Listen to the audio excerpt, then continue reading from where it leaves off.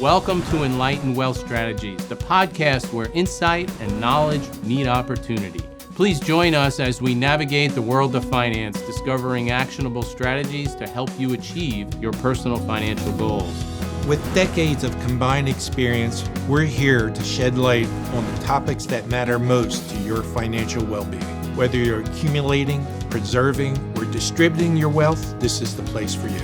Now let's dive in and start your journey to financial enlightenment. Hello, everyone. Welcome to another episode of Enlightened Wealth Strategies with James and Jim. Where we enlighten you. How are you, Jim? I'm doing good. James, yourself? Very good, thank you. And it's a pleasure to be here. Absolutely. With you, too. Well, it's good to be here and alive, above ground. Yeah. Life is good. Yeah. We're here today to talk about a very special topic.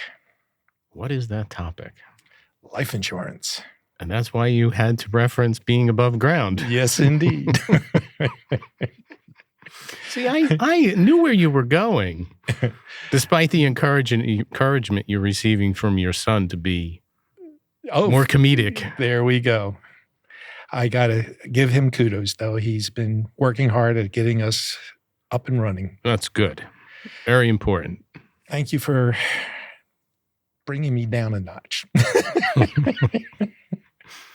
Today we have a very special guest. He's been a friend and a mentor since 2004, and he has a wealth of knowledge that he'd like to share upon the public. Okay.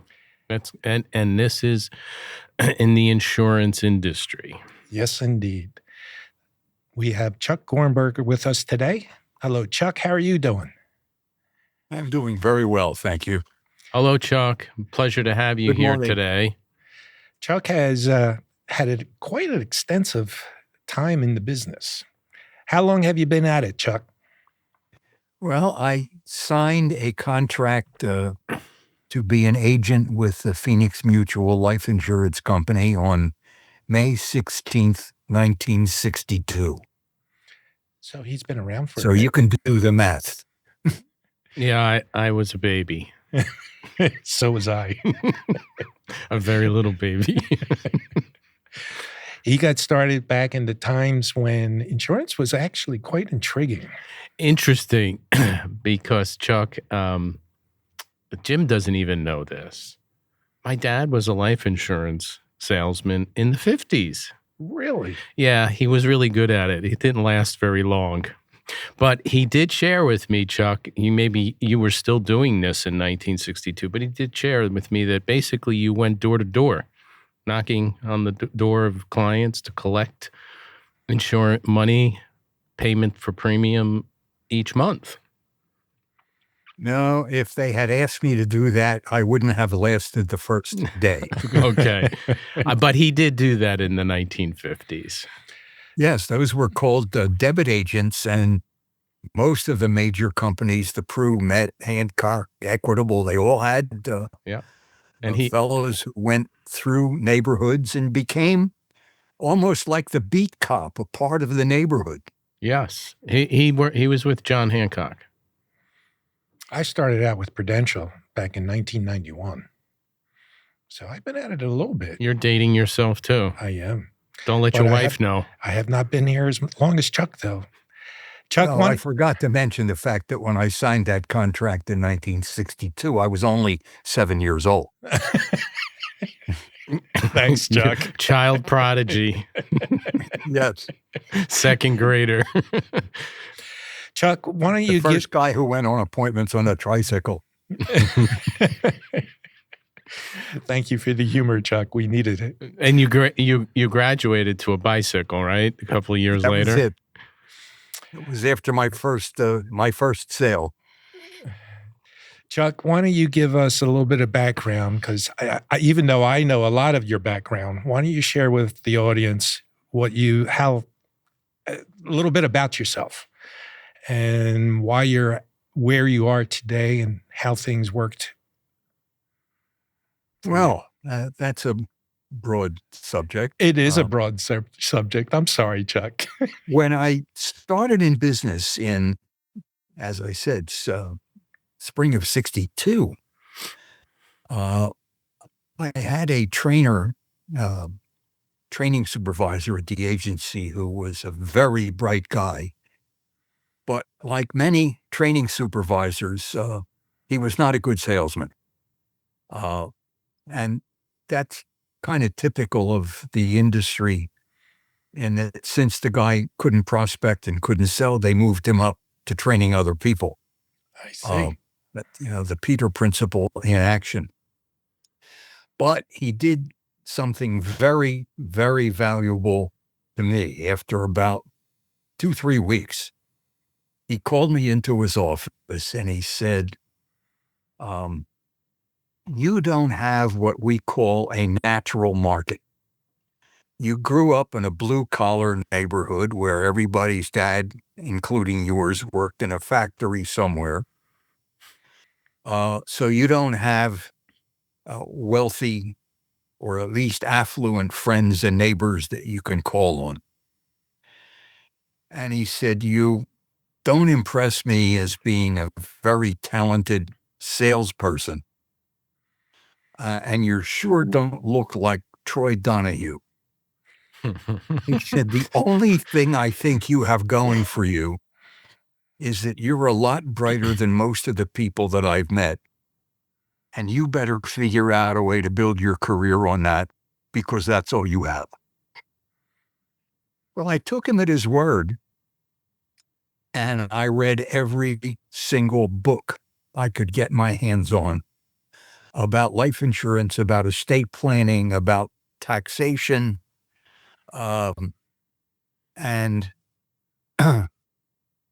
then immediately enrolled in the CLU program, because the Chartered Life Underwriter designation was, and I guess is, the only recognized designation specifically geared toward life insurance.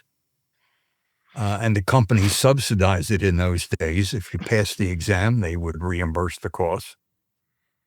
So between Al's advice to learn and my taking the CLU courses, I gained some knowledge that I thought would be valuable.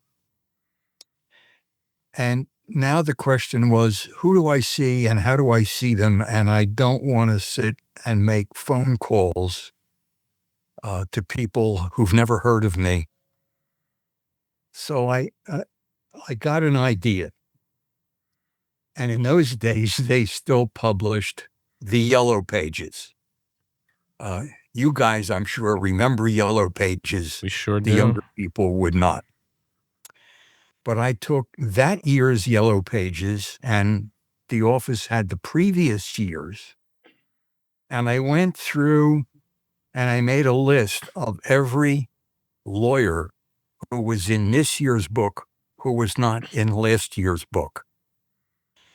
That told me that he was new in practice, as I was, and that he probably wasn't going to be inundated with work, and that he would have time to talk to me. And my thought was that if I could get some of those people ultimately to refer me business, then I would be what I called prospecting wholesale instead of retail. And I used to call them and say, I'm a life insurance salesman, and I am not interested in what I can sell to you. I am very interested in what I can sell through you and help you build your practice along with building mine. May I come in and show you the kind of work that I'm able to do? So that was how I got started. I got a small stable of lawyers who would refer their clients to me. And that's how I got my business off the ground. I know that you have been at this for a very long time, and I know from our conversations over the years that you've have dealt with quite a few different insurance carriers. But what changes have you seen in the lineup of life insurance companies over the years, Chuck? Well, the number of companies has decreased dramatically. And some of the companies that I saw disappear over time disappeared because of poor management, and some were simply absorbed by others. For many years, MetLife was buying up smaller companies pretty much on a regular basis. It was kind of a competition who could generate more business, Met or Pru. They were like Ford and Chevy back in those days. And Pru did it by writing more business. Met seemed to do it at that time by buying other companies. So that was the big one, that the number of companies has shrunk dramatically over time. And there have been not that many new companies pop up along the way that were credible. There are some that came along that specialized in specialty lines of business. I remember when we were called on in the office by a young fellow representing American Family Life of, where was it? Something, I forget where it was from, but that's Aflac. Oh. And Aflac had this specialty products. They sold only, in those days, cancer insurance and some other, I don't want to use the word gimmicky, but, out of the ordinary. It wasn't life insurance as we knew it with permanent insurance and term. So that I've seen happen. And companies came along and filled in little niches in the marketplace.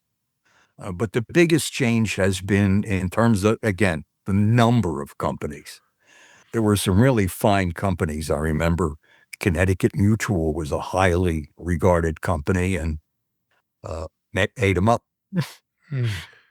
And so, and Chuck, to that point, despite the fact that there's been so many companies that have maybe disappeared because they've been, as you said, absorbed, bought out, some of them maintain their names with the purchaser, the parent company.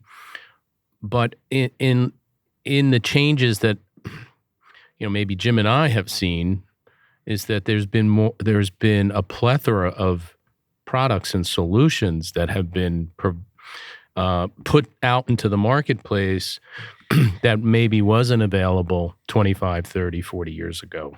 Is that correct? Isn't that correct? Absolutely. When I got started, there was whole life and there was term. The term contracts basically fell into two categories. The level term ones anyway. There was 5-year renewable and convertible term, and there was annual renewable and convertible term. There was the occasional outlier, I remember years back, and it's no harm to mention the company because it's not negative. U.S. Life had a turn to life expectancy policy. Right. So that if life expectancy were age 72, according to their tables, and you were 38, that's how long the term ran. There was also decreasing term where the premium stayed constant, but the face amount decreased annually. And we used to call that mortgage insurance. It was the lowest cost form of coverage because it decreased as the chance of mortality increased, but it seemed to be a perfect fit for people to insure against premature death and pay off a mortgage. In terms of whole life, there were lots of variations on it. There was 20-pay life and endowments, but essentially, mechanically, they were all the same thing. The only big argument in those days was whether participating or dividend-paying policies were better than non-par policies. But that was kind of an internal disagreement within the industry. But yeah, the products were relatively simple. I know, Chuck, back in the day, you used to go around with a rate sheet and you could quote people based on their age right off the card, because there was not that many products. Today, they have to run quotes through the agencies all across the country. I mean, you got 10-year, 20-year, 30-year level term products. You got permanent insurance of whether it's whole life, universal life, VULs, VLs. I mean, there's all sorts of products out there this day and age. Can you take a step back for a second and guide us or educate our listeners better so that they know what they should be looking for? Because half the time, I don't think, unless they get a good advisor, they're not going to understand what the life insurance is about. Well, they're also inundated with so much information in social media. Of course. So it becomes confusing. Exactly. Instead of being, as what Chuck described, you didn't, many years ago, you didn't have very many choices. So it was either whole life or term, and two of those. Right. Now, I'm sure you get this question too. You get, well, I hear that people could, wealthy people are able to save so much money and they become their own bank. How is that possible? And it's a reference to life insurance. Yes. And then, of course, now we have universal life and all the various indexed annuities and annuities, fixed income, variable annuity.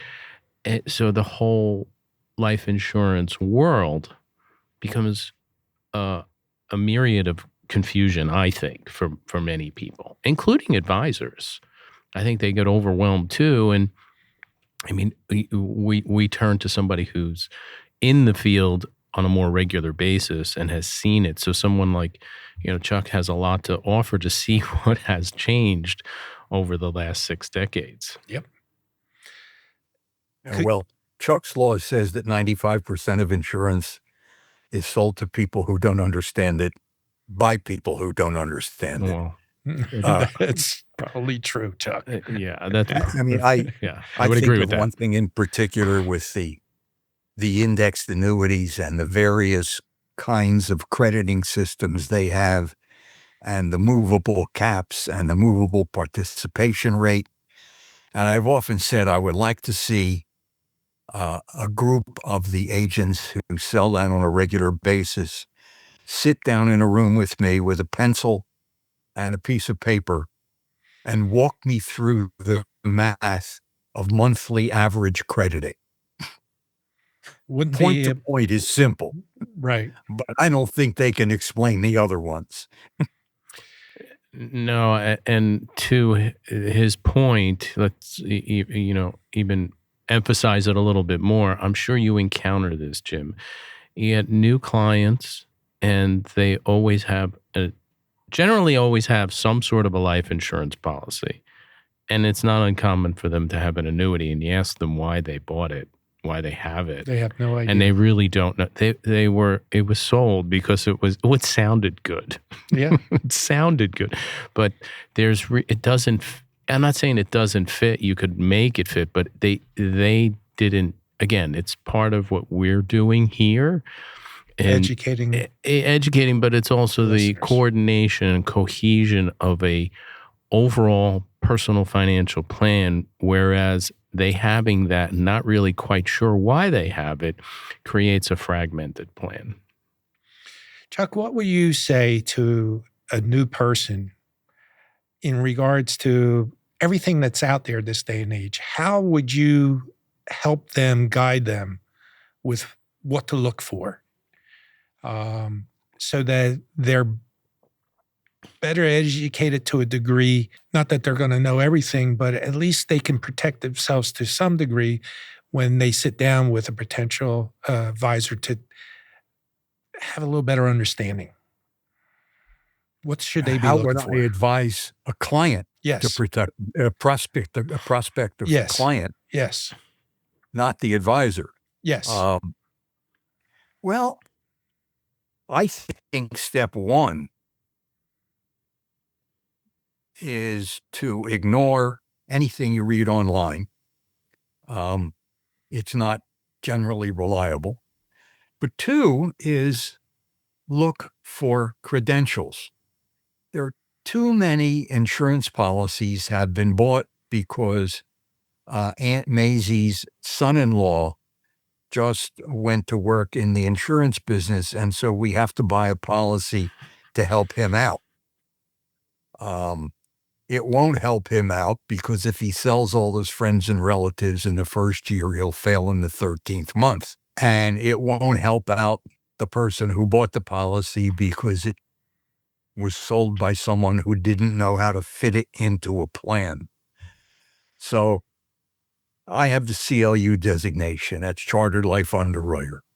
James is both a CPA and a PFS. Those are absolutely Tiffany credentials. You've got the current, Jim, you have the coveted QPFC designation. So credentials, if they look for that, tell somebody two things. Number one, that the person's been around long enough to have acquired them. You don't get them your first month in business. And secondly, that you have cared enough about your business to learn as much as you can so that you can apply what you've learned to people's needs.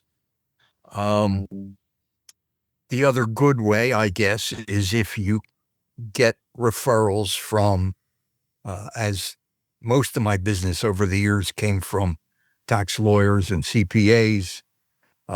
If those people refer you business, then you can be pretty comfortable that at least the person is honest and more likely that the person will be competent. Thank you. That's helpful.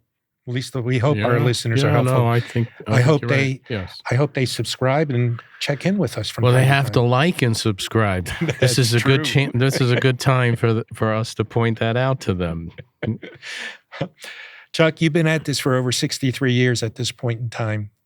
Is there anything that stood out to you at one point or another? Well, there are lots of things over the years that stood out. I think some of the negative things that I've seen stood out the most, things that I thought were abusive. For example, years ago, and I'm pretty sure they're out of business now, there was a man named Fred Carr who took over a company called Executive Life of California.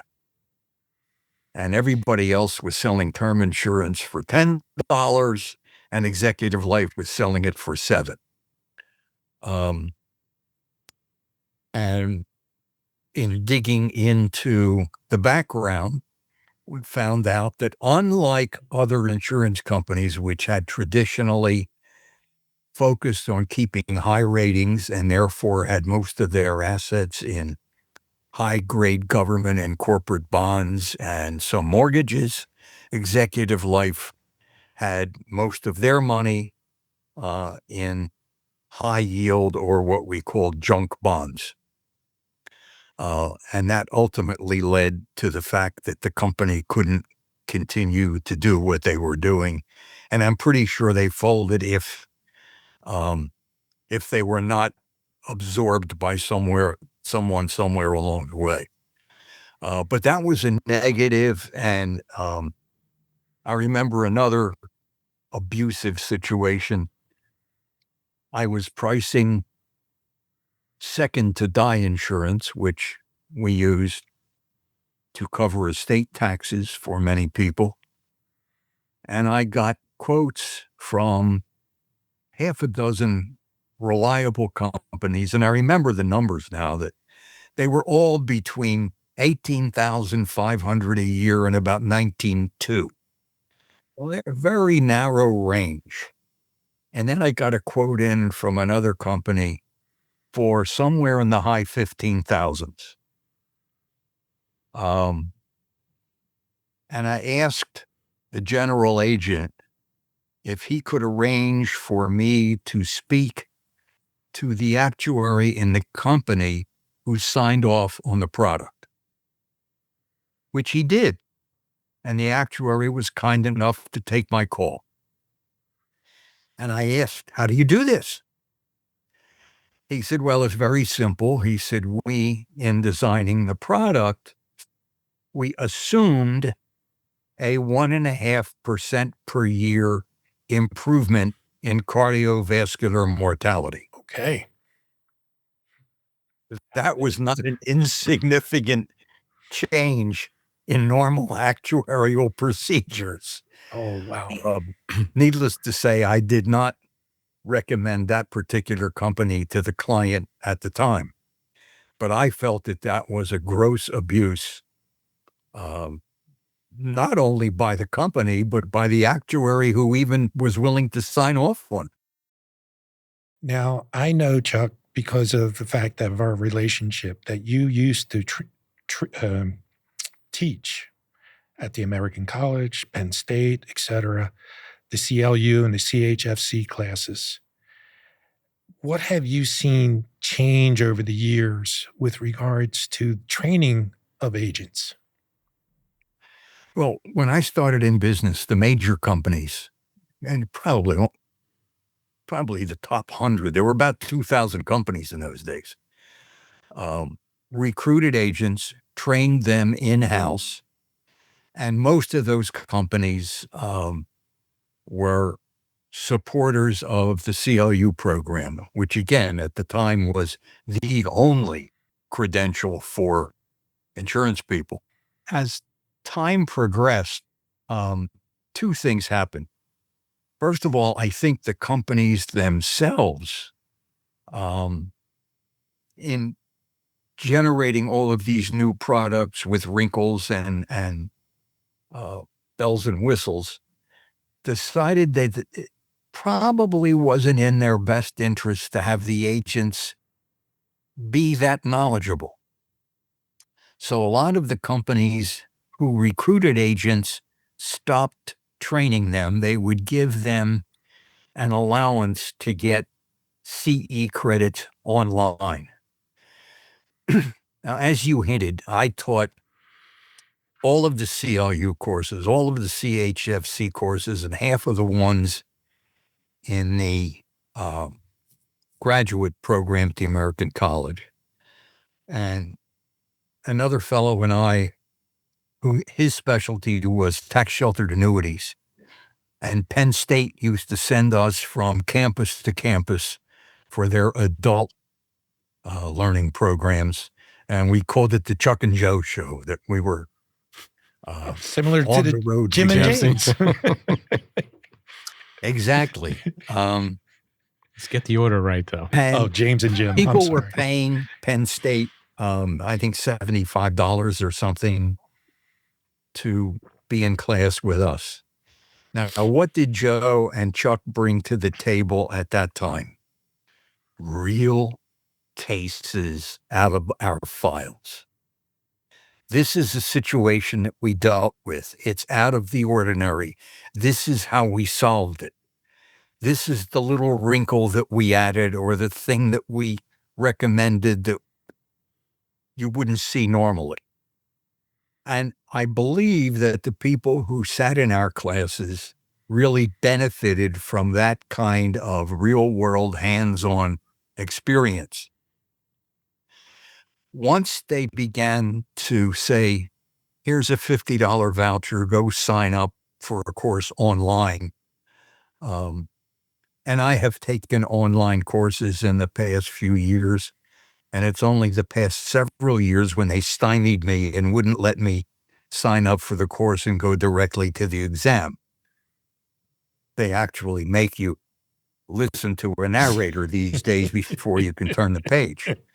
But the educational value of those seminars that I have attended on, or the CE seminars, are virtually worthless. I got nothing out of them other than the credits that I needed to maintain my license. That's the big change that I've seen, that the the desire to educate the agents is pretty much gone. Yeah, why would that be the case, though, Chuck? That is this the lifespan of the agents that they anticipate that a lot of people just age out quickly and they're just constantly replacing them?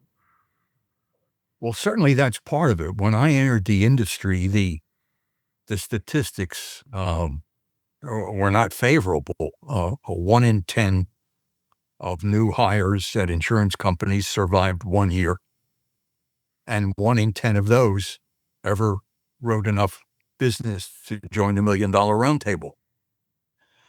So on day one, you were essentially 99 to 1 odds against you being successful.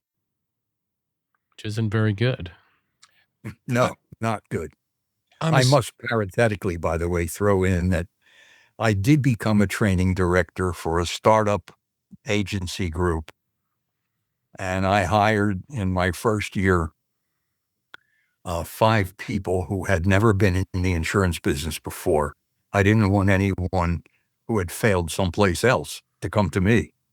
And all 5 of them in their first years in business did join the $1 Million Roundtable, and one of them actually led the entire company in production. So it didn't have to be that way. It's just how people have been trained and learned. Yes, they gave me the title of training director, and I said, I don't want to do anything that you have in your book that you have prepared for me as a training director, because what is in your book hasn't worked. Let me do it my way. You'll know in 6 or 8 months if my way's not working. If it isn't, fire me. Well, that leads me to another question too, Chuck, and I've heard different things out in the field from other insurance professionals that insurance companies are changing their approach, and a lot of that has to do with the internet, online sales, social media, that agents are becoming less important, perhaps, for lack of a better term, because they cost. Like anything else in any company, the biggest expense is the human resources, right? And the benefits they have to pay, the salary or commission.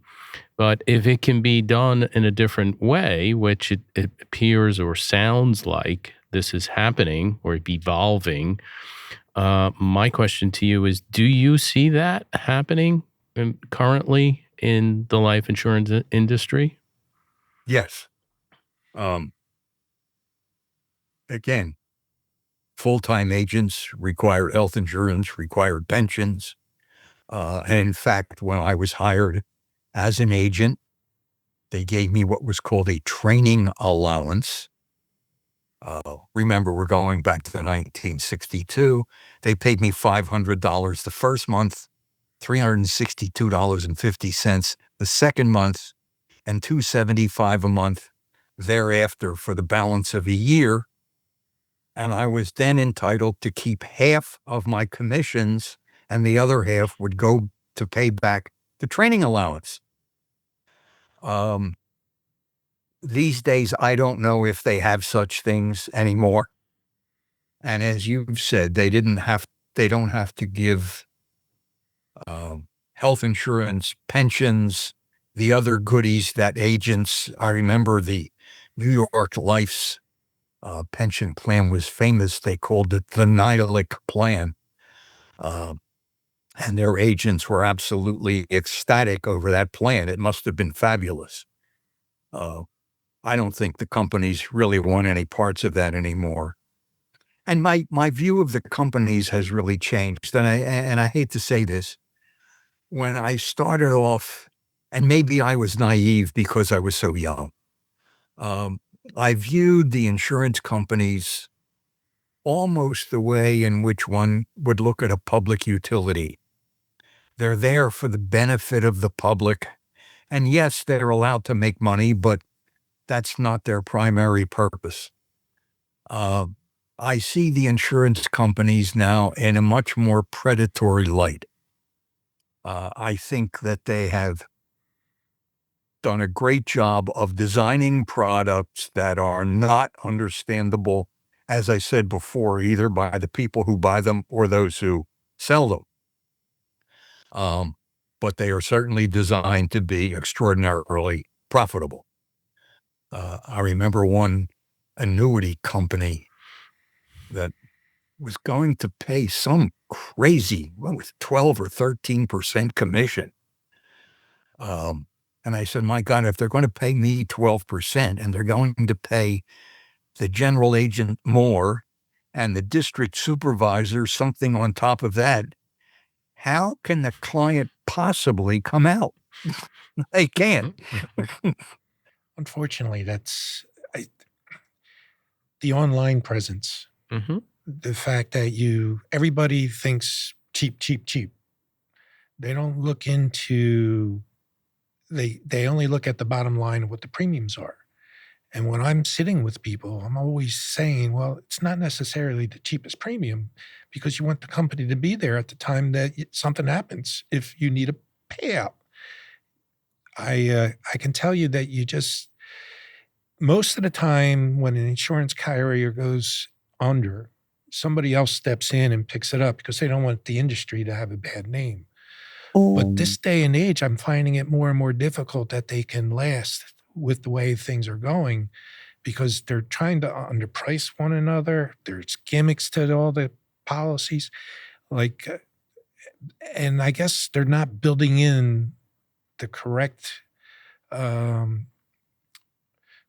actuarial factor that they need to keep them sustained and going. Yeah, well, that's where it's incumbent upon individuals like yourself and I and Chuck to point out to clients that the premium isn't only for the cost of the insurance; it's also the management of the company. Exactly. So if you and the other piece of it too is you also have to make the distinction between what type of policy they're buying. If it's a whole life and a term policy, there's obviously big difference. Mm-hmm. And what I've learned in trying to advise and recommend to a client to purchase insurance for different reasons, because different clients have different needs. Mm-hmm. And as you know, working with the special needs community, I think they really kind of need whole life insurance.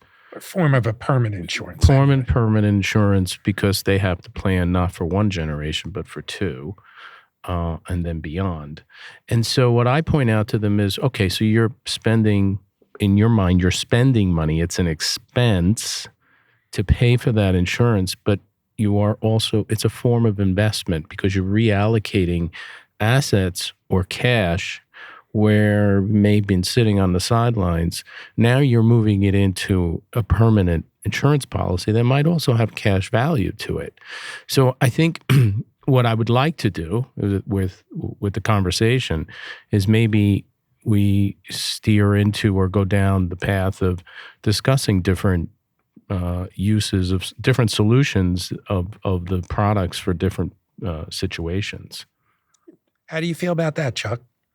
Gee, I mean, James sounded just like a credentialed professional there. Well, thanks, Chuck. We were watching TV the other night, and there was a commercial that came on. Somebody was saying he bought his insurance online, and it only took 10 minutes. Yeah.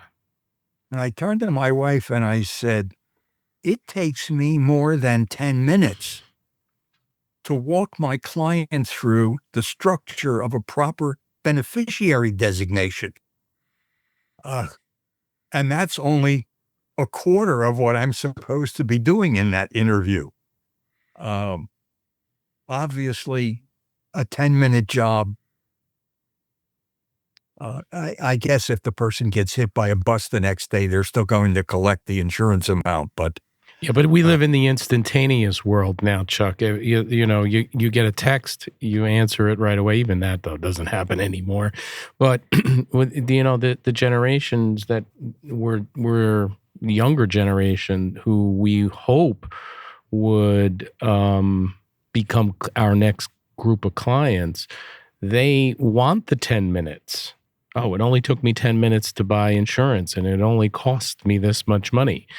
But as you just said, it takes 10 minutes just to go through a beneficiary designation. It takes 10 minutes or more just to go through the first few pages of the policy and how it works, the mechanics behind it. It could take several hours. I find that having conversations with clients does not take one 1-hour session. It takes multiple 1-hour sessions just to get them to better understand it. Plus, I prefer to do that because I want to make sure that we've covered everything, answered all their questions, addressed all their concerns, and they also understand why we're doing it, why we're recommending it. Gee, there goes that professionalism stuff again. You're absolutely 100% on target. Even something as simple as a term policy. Exactly. Did John, and we kid about that commercial too, because the wife calls him John, got this policy that after he had been looking around for something that they could afford. I don't know how hard he looked, because even though there's no longer a Yellow Pages, he could go online and find any number of agents who would be more than happy to talk to him, and he could interview one after another until they found something he could afford. But then when they talk about, well, they got him a policy for only $29 a month. Well, is it a 10-year term policy? And are his kids 5 and 3? 10 years doesn't cut it if you want to cover the whole period of the children's minority. And what if you want to have the coverage continue at least through their college years? So yes, this kind of get it quick and get it cheap. And by the way, was the policy convertible? If so, to what? We all know that there are some companies that have policies that are available for conversion only, and they're the highest priced things in their arsenals. So yeah, that stuff is all kind of disappointing to me. I still believe that there's only one way to do our job, and that's to give the client, as my father said to me when I was growing up, he said, if a man pays you for 8 hours, don't you dare give him 7 hours and 59 minutes. And I think we apply that to the way we run our practices now. True.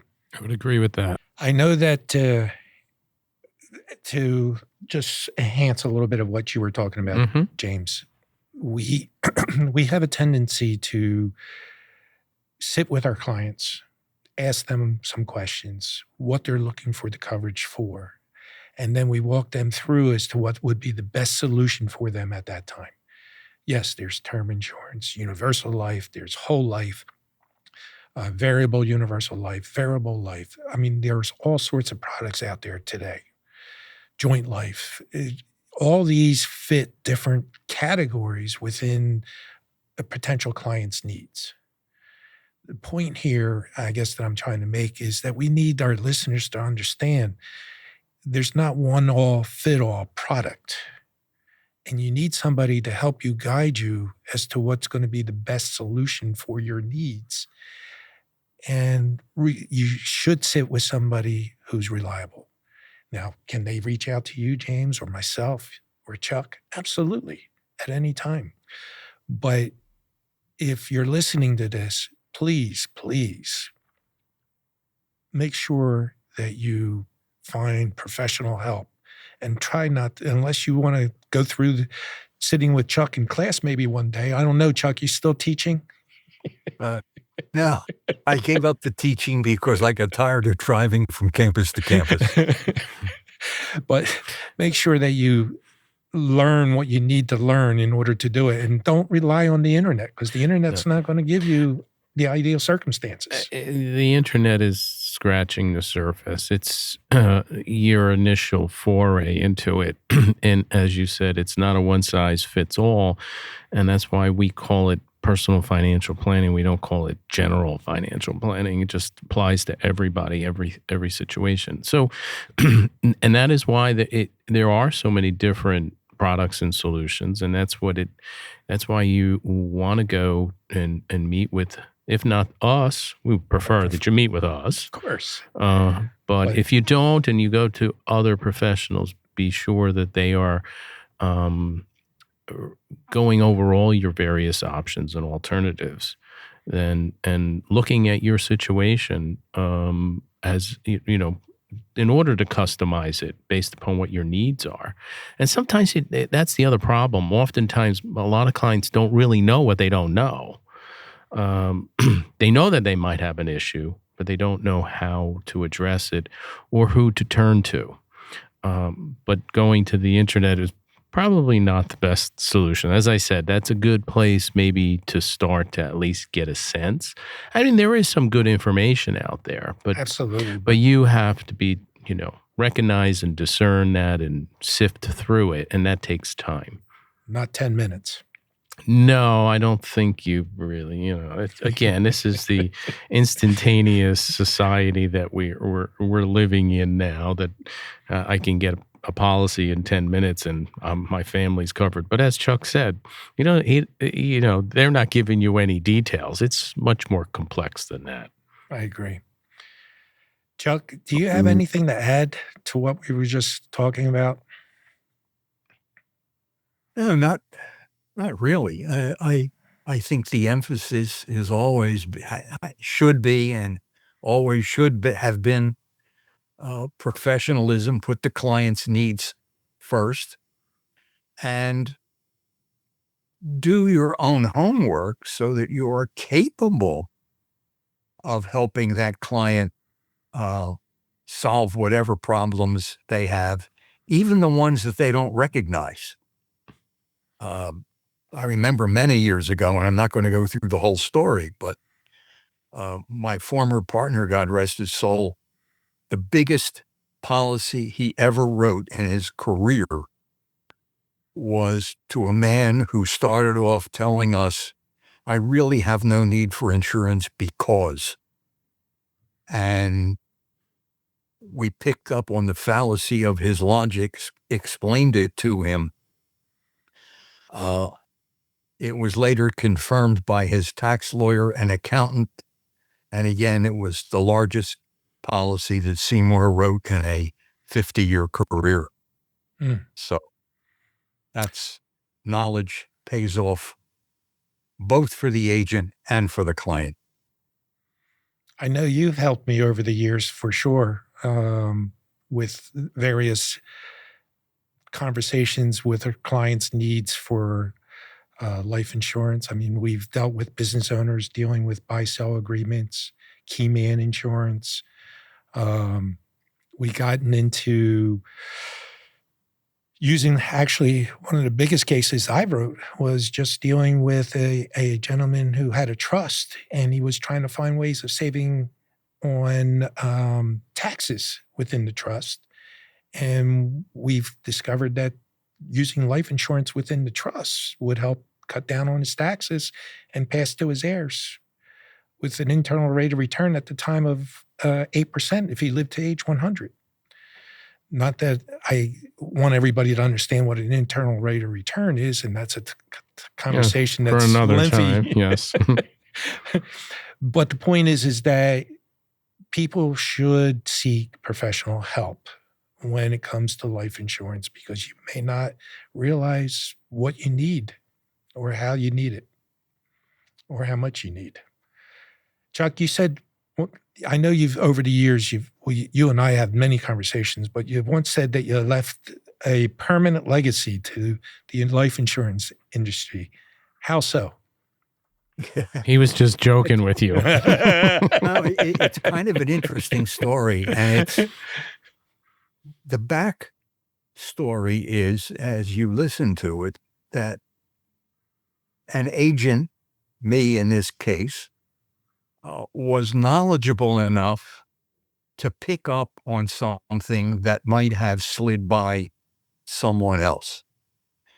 But yes, every person who sells a life insurance policy or an annuity today has to do something because of me that was not done in the past. A tax attorney called me many years ago, and he said, Chuck, I would like you to review some business insurance policies for clients of mine.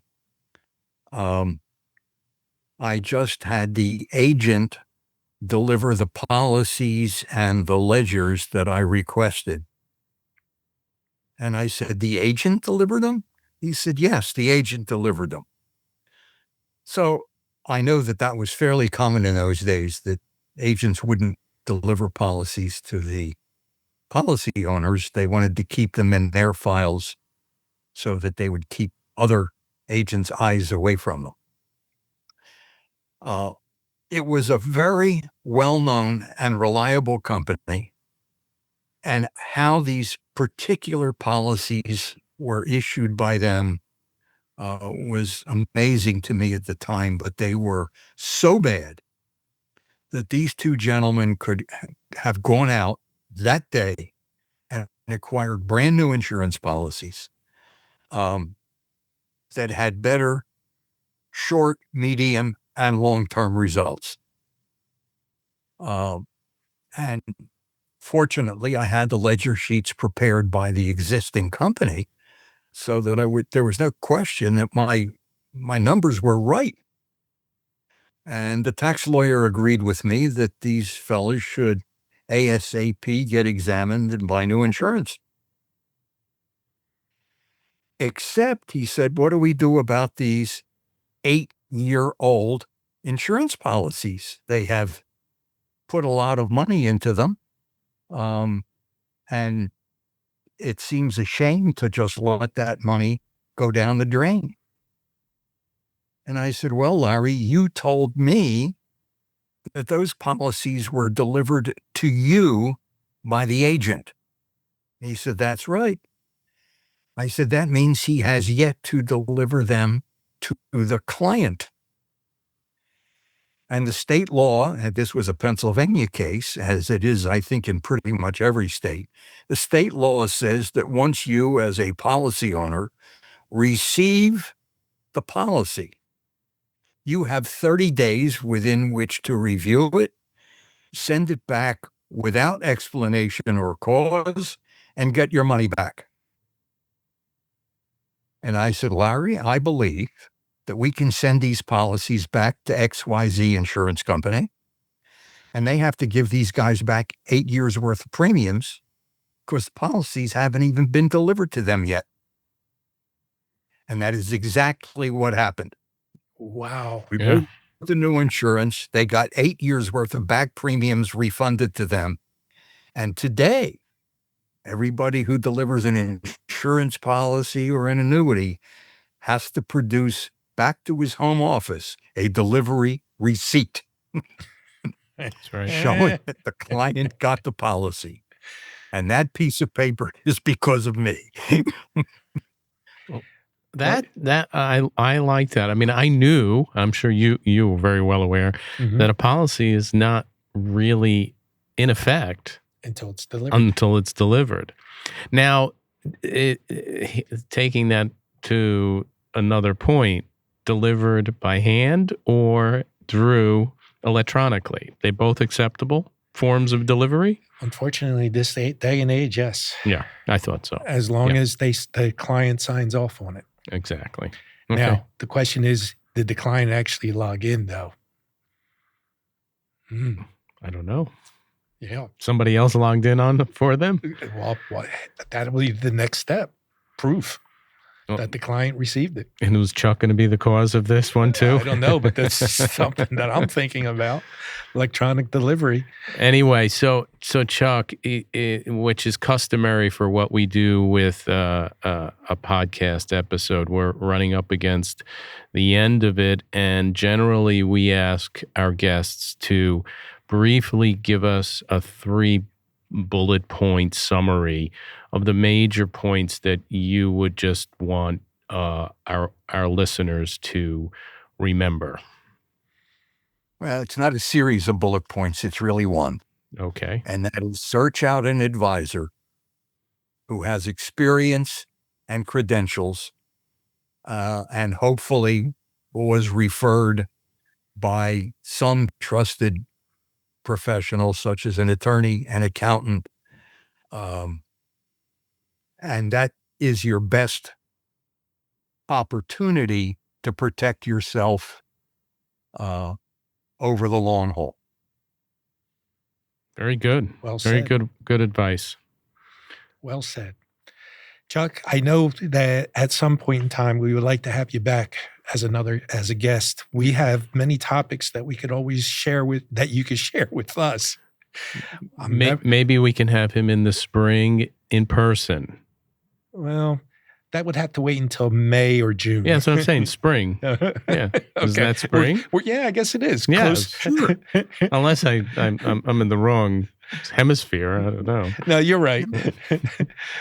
I can do that. Love to have you on board here at the studio. You have to check to see what studio you're in. All right. Don't forget that could be fun sitting at the same table. It would be very interesting, Chuck, for sure. We between the two of us, I think we may have to, knock Jim around a little bit. Just a pinch. Anyway, it was a pleasure having you. As always. And we look forward to seeing you once again. Thanks so much, guys. I enjoyed it. We do too. Thanks, Chuck. Thank you for joining us on this episode of Enlightened Wealth Strategies. We hope you found today's discussion insightful and inspiring. If you enjoyed this episode, don't forget to follow and subscribe to our podcast. You can find us on YouTube, Apple Podcast, Spotify, or your favorite podcast platform to stay updated on new episodes. Your financial journey doesn't end here. Connect with us online for even more resources and exclusive content. Until next time, remember, financial enlightenment is just an enlightened wealth strategy away.